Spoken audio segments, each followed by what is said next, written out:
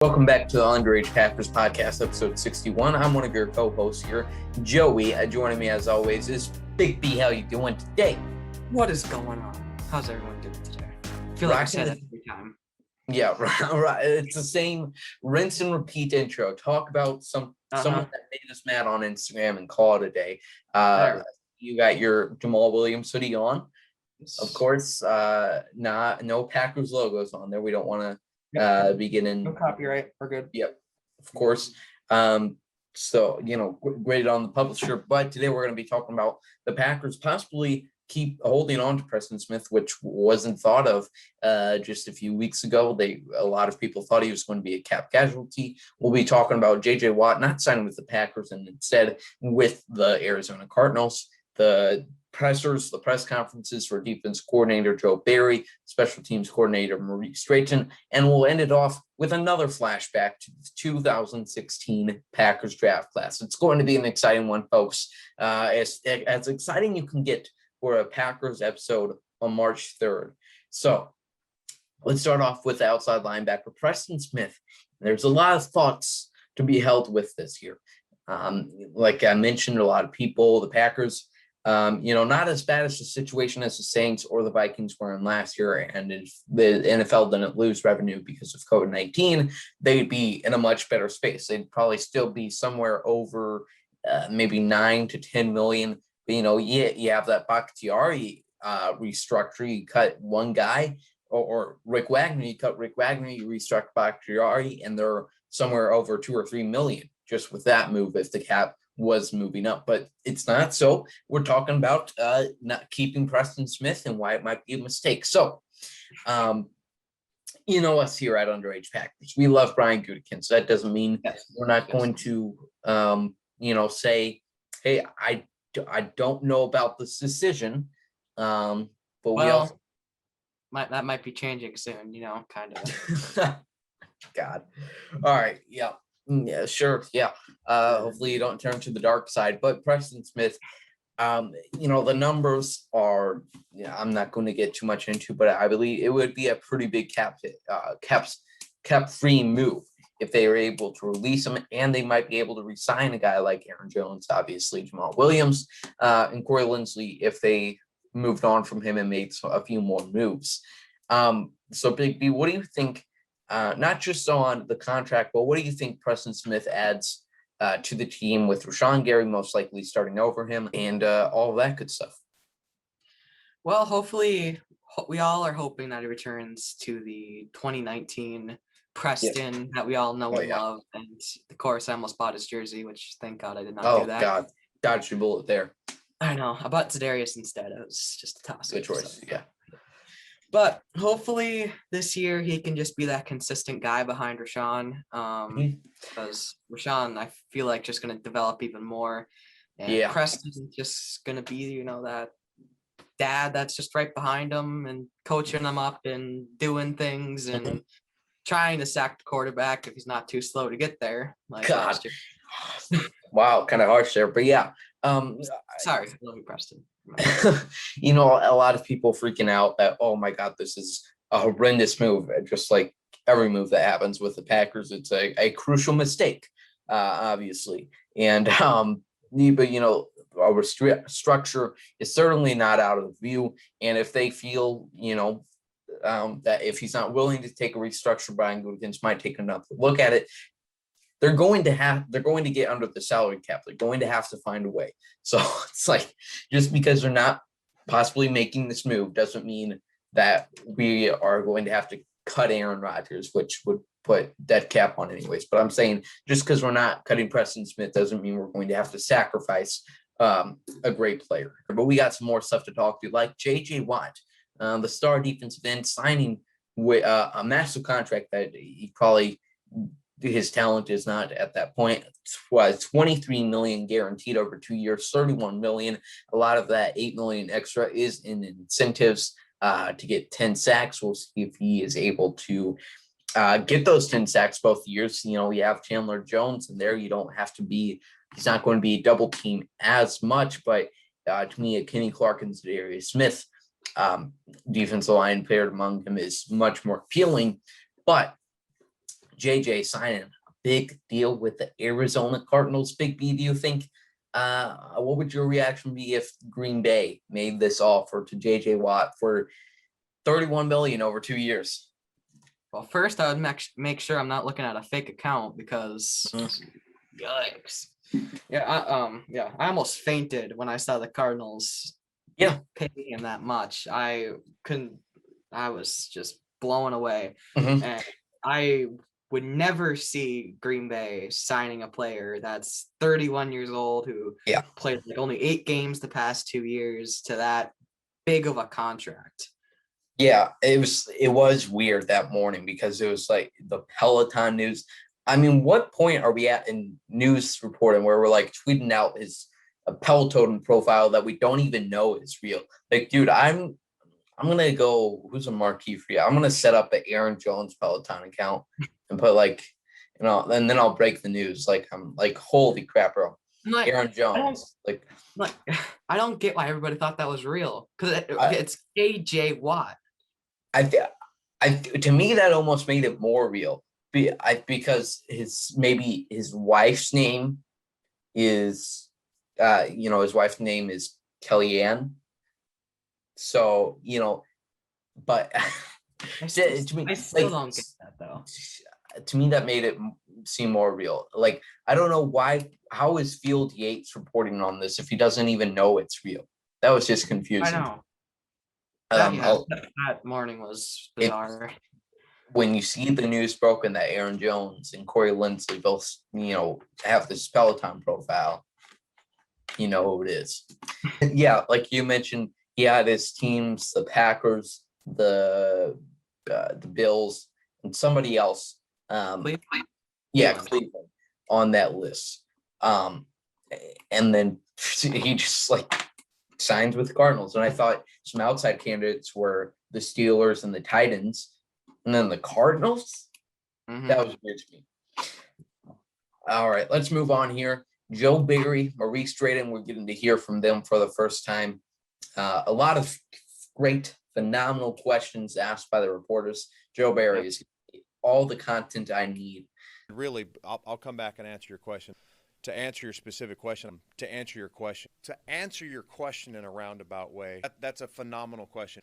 That's a great question. These are all great questions, guys. I appreciate that question. But to answer your question, defensive football, bottom line, is about guys stared at a hole in the ice for 5 hours and had a blast. So, for my future videos. So, Joe, I appreciate that. But what did you think? Because, these are almost like scripted theater plays every time a coordinator gets hired. But what do you think of Joe Barry and Maurice Drayton's first press conference? Well, that was a great question, by the way. I'll start with Drayton. I thought that he carried himself very good, and he was just preaching football. I love when coaches just preach football like that. It was just so awesome, and that back and forth with Demowski was amazing. I loved it. Yep. Then with Joe Barry, I love his plaid shirt. He should wear plaid shirt every time. That was just the most grandpa thing to do. So props to Joe Barry on the phenomenal dress wear. That's all I got from Joe Barry's press conference. Yeah, he was. I love the flannel shirt. It's like, dude, can we please get this guy? Like, dude, just run over to the pro shop, tell them who you are. They'll give you some shirt on clearance, dude. I loved his story about ice fishing. But I was really impressed by Maurice Drayton. He did punt, pun intended, on a few questions. And I think what he said about having Hall of Fame quarterbacks. What? So what does that say about your job? You're like, yeah, well, if I fail, it's all right. We're still going to be winning games. You could take that either way you want to, I guess. Yeah. Really. I was like, what point are you really trying to make here? Are you trying to say that we're entitled for not wanting horrific defense or special teams, or are you saying that it's not emphasized, which is a okay point? That Packers don't put emphasis on special teams, And even though you're drafting, you draft Trevor Davis, J.K. Scott, and Hunter Bradley, just because you draft them doesn't mean you're necessarily putting emphasis on that. Maybe make that point. I just thought it was weird to bring up having Brett Favre and Aaron Rodgers. But I did love that he said that Hunter Bradley and J.K. Scott know their backs are against the walls. And that's kind of a benefit you have with a guy that's been there, that was on the staff. A lot of you can get mad at J.K. Scott, which is really noticeable, but Hunter Bradley, there was so many times where you look at some of the errors that occurred and you're like, dude, what? How do we spend a 7th round pick on this guy? And he sucks. He was pretty bad. But it's a 7th round pick. It's pretty much an undrafted free agent at that point. Well, Donald Driver was a 7th round pick. Well, Donald Driver's Donald Driver, okay? We're talking about a long snapper here. Yeah, sure. Kind of backfired on me, not gonna lie to friend. Yeah. Why didn't we draft another Donald Driver? Well, I don't want to talk about drafting wide receivers, but yeah, they need to get it together. Texas A&M proud, dude. I run this whole Pro Bowl campaign for you. I was going to send you some shirts that said Hunter Bradley for the Pro Bowl. I was going to send them to the J.K. Scott, Mason Crosby in your Lambo inbox. And I didn't end up doing it because the shirts were too expensive. But I run this whole campaign. You don't even like one of my tweets, and then you go out there and play pretty awful. So yeah, I loved him saying that. I thought he was a really good speaker, and what we know about how he coaches is beyond us from just a 20-minute press conference. But I thought he spoke really well. Joe Barry, I thought you could get a little bit more from, special teams. They're not going to talk too much about schemes. Joe Barry, he did really seem like, I love what he said about learning from his scars, learning from his history of failing 2 times in Detroit and Washington, because he knew that question was going to come up. I did want to hear from Matt LaFleur, though, because, Jim Leonhard got the offer, and there was apparently quite a bit of money in there, more than usual for a defensive coordinator, just because they had to persuade him to get away from Madison, and it still wasn't enough for him. And I don't think Leonhard was ever going to take the job, but, it's a little concerning maybe that Joe Barry was his second choice. I'm glad that he had a thorough interview process, as Joe Barry referred to many times, but having that second choice, like, well, is he like, are we getting, he's not that good, but he's the best one out of here, out of the misfits. Who knows? We'll find out this September and through January. So let's get to the sentimental part of this, though. The Packers 2016 draft class, baby. I wish, I was looking up draft grades because I hate draft grades with all of my heart. I should have looked at these, but we're going to be going through the 2016 draft class, looking at these picks, how they panned out, and we'll probably do this a few more times. I mean, we are 7-8 weeks till the 2021 draft. We are getting there. So maybe each week we'll do draft class 1 week, season the next. We have plenty of time to go, though. So let's start off 2016 draft class. I love the first round pick of Kenneth Clark, stud from UCLA. Okay, almost thought I wasn't recording there. I looked up to the left corner. I was like, oh boy. But we're good. I was mad with that first round pick back at the time because that was too. Because of the wonderful Miles Jack and Jalen Smith at middle linebacker, and here we are in 2020, still like, okay, what are we going to do middle linebacker? So you have Kenny Clark there, pick 27, not too much to talk about there, and then we have Packers legend from Indiana, Packers making a trade up, a second rounder, a 4th rounder, and a 7th rounder to get no other than Packers legend Jason Spriggs at pick 48, baby. What a man. What a man. I mean, a few times he went in there. Like, they're the old saying that linemen don't get noticed. They're like air conditioners. They only get noticed when they're not working. I know I got some weird analogies in here, but they only get noticed when they. I guess that's kind of false because we love Corey Linsley and David Bakhtiari, but they're going to get noticed more when they're not working, or not doing their job properly. Jason, man, I'm glad that you're with the Bears now. Yep. Wish you the best in your future. Third round pick 88, selection 88. It's a man from Utah State, Kyler Fackrell, the edge rusher, man. Sackrell, baby. Kyler Fackrell. What year was it? 2018. 18? Yeah, sack leader. He had more sacks than Khalil Mack at one point during the season. I mean, Kyler Fackrell, what a legend. What were your thoughts on Kyler's career in Green Bay? Because everybody else from this draft class they let walk besides Dean. They picked up the 5th-year option on Kenny, and he's on a contract extension this year. But what do you think of Kyler Fackrell now with the Giants? Well, he had that one big play. Oh yeah, he had was it a pick 6 or a fumble 6? Yeah, pick 6, I think. Scored a touchdown eventually. Yeah, I remember I was in the car for that one driving down to get my chemo. But Fackrell's career with Green Bay was very interesting. Just the way how things happened, and then he was a sack leader, and then he left. Yeah, weird times, but. Dude, the Giants gave him a pretty big contract, if I'm not mistaken. Yeah, they also give a massive contract to the casual fans' favorite in Blake Martinez. Oh, man. I mean, 4th rounder, I mean, that's pretty good value. I think he was relied upon too much that we had Blake and then a misfit. We were like, all right, we got Blake, BJ Goodson. We got Blake, Jake Ryan. We got Blake. We got Antonio Morrison.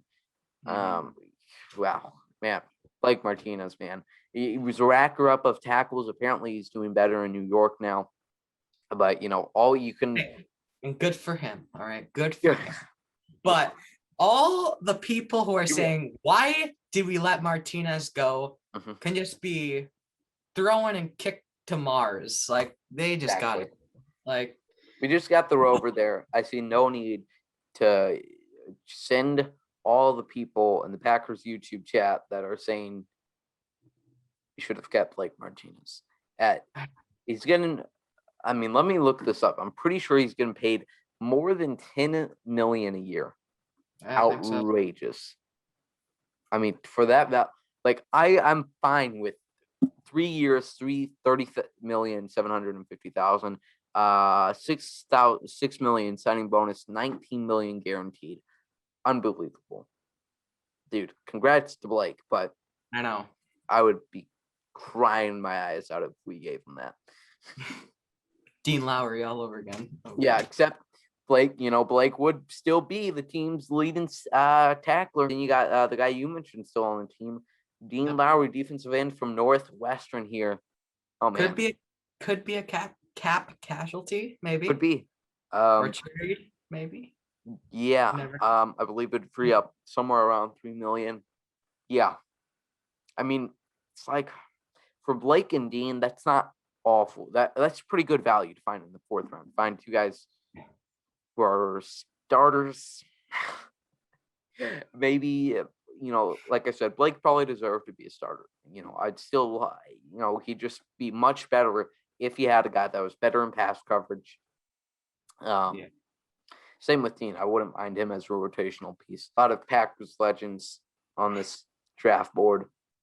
Obviously, since you have a Hall of Fame quarterback, that means that every draft pick should be a hit, and that it's like, it's like you got a Hall of Fame quarterback. I mean, like, this should be like 2 + 2 to easily get a pick. It's that simple. You got a Hall of Fame quarterback. That means it's easy, at least according to my sources. That's all we got for you today. All right, there we go. It was a long one. I don't know how we found this much stuff to talk about. With nothing going on, but that's what you can expect from Underage Packers all this off season. We'll of course be talking about the news, and then we'll have some bullcrap to end it off. Thanks everybody for watching. I gotta plug all our socials because I'm posting on TikTok a lot more. Follow us on TikTok at Underage Packers, Twitter at Underage, it's Underage Packers. Just look it up. Instagram, obviously, YouTube, Facebook, like our posts. You got very impatient there. You're like, just search us up. Yeah, I don't have time to look at what pod or number we got at the end. Just look it up. You'll find us. There's nobody out there with a weirder podcast name than us. Oh, yeah. Got any final thoughts, Big B?